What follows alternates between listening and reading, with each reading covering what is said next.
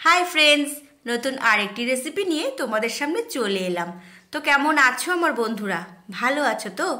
আজকে আমি তোমাদের বানিয়ে দেখাবো খুব সহজে আমরা বাড়িতে কিভাবে কাসুন্দি বানাতে পারি। তো কাসুন্দি বানাতে আমাদের লাগবে আম। যেহেতু আমি আম কাসুন্দি বানাবো, তো আমি একটা আম খোসা ছাড়িয়ে টুকরো করে কেটে নিয়েছি দুটো কাঁচা লঙ্কা, নিয়েছি টুকরো করে কেটে নেওয়া আদা, নিয়েছি স্বাদ অনুসারে নুন, 1 চামচ চিনি, আর আমাদের লাগবে শস্য। আমি কালো শস্য আর সাদা শস্য মিশিয়ে বানিয়ে নেব কাসুন্দি। তো এর জন্য আমি ছোটো কাপের 1 কাপ কালো শস্য নিয়েছি, আর নিয়েছি ছোটো বাটির 1 বাটি সাদা শস্য ভালো করে ধুয়ে পরিষ্কার করে নিয়েছি। এবার আমি সব উপকরণগুলো একটা মিক্সিং জারে নিয়ে নিলাম। আর দেখো, আদা আমি থেতো করে নিয়েছি যাতে পেস্ট করতে আমার সুবিধে হয়। এবার আমি ভালো করে পেস্ট করে নেব। তার আগে আমি দিয়ে দেব 1 টিস্পুন হলুদ গুঁড়ো, যাতে এর মধ্যে সুন্দর একটা কালার আসে। যদি তোমরা বাড়িতে সুস্বাদু কাসুন্দি বানাতে চাও, তাহলে আমি বলবো স্কিপ না করে পুরো ভিডিওটা দেখো। তো দেখো, ভালো করে পেস্ট করে নিয়েছি। ওদিকে আমি জল গরম হতে বসিয়ে দিয়েছি।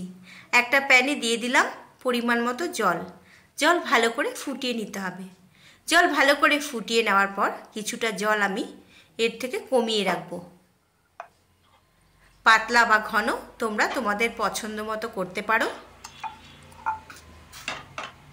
জল কমিয়ে রাখলাম, এর কারণ আমি কাসুন্দি খুব বেশি ঘন করব না, একটু পাতলা করব। এবার আমি দিয়ে দিলাম সেই মিশ্রণটা। আচ্ছা, এর মধ্যে আমি দুটো কাঁচা লঙ্কা দিয়েছি। তোমরা ঝাল আর মিষ্টি তোমাদের টেস্ট বুঝে দিতে পারো। পাত্রের মশলা লেগেছিল জল দিয়ে ধুয়ে, সেই জলটাও আমি দিয়ে দিয়েছি। আর আমি কিন্তু গরম জল দিয়েছি, পাত্রে কিছুটা গরম জল দিয়ে সেই জলটা দিয়েছি। আমি কিন্তু এর মধ্যে ঠান্ডা জল দিইনি। কন্টিনিউ নাড়তে হবে, আঁচটা কমিয়ে দিলাম। কাসুন্দি বানাতে হলে তোমরা এর মধ্যে একটা মশলা অ্যাড করতে পারো। গোটা ধনে, জিরে, মৌরি 1/2 চামচ করে নেবে, দুটো শুকনো লঙ্কা আর দুটো তেজপাতা শুকনো কড়াতে ভেজে গুঁড়ো করে দিতে পারো। তোমরা যদি অনেক দিন স্টোর করে রেখে খেতে চাও, তাহলে এর মধ্যে একটু ভিনিগার দিয়ে দেবে। আমি ভিনিগার দেব না, কারণ আমার বেশি দিন যাবে না, এই কাসুন্দি তাড়াতাড়ি খাওয়া হয়ে যাবে। আর আমি কিন্তু বাইরে রাখবো না, আমি ফ্রিজে রাখবো যাতে অনেক দিন ভালো থাকে। দিয়ে দিলাম কাঁচা সর্ষের তেল, মিশিয়ে নিয়েছি। আমার রান্না একদম কমপ্লিট। তো বন্ধুরা, কি ভাবছো? দেরি না করে আজকেই তোমরা বাড়িতে ট্রাই করো। তোমরা চাইলে এরকম ঘন রাখতে পারো বা জল দিয়ে পাতলা করে নিতে পারো। রেসিপিটি ভালো লাগলে লাইক, শেয়ার, সাবস্ক্রাইব করতে একদম ভুলবেন না। ভালো থাকুন, সুস্থ থাকুন। খুব তাড়াতাড়ি আপনাদের সাথে আবার দেখা হচ্ছে।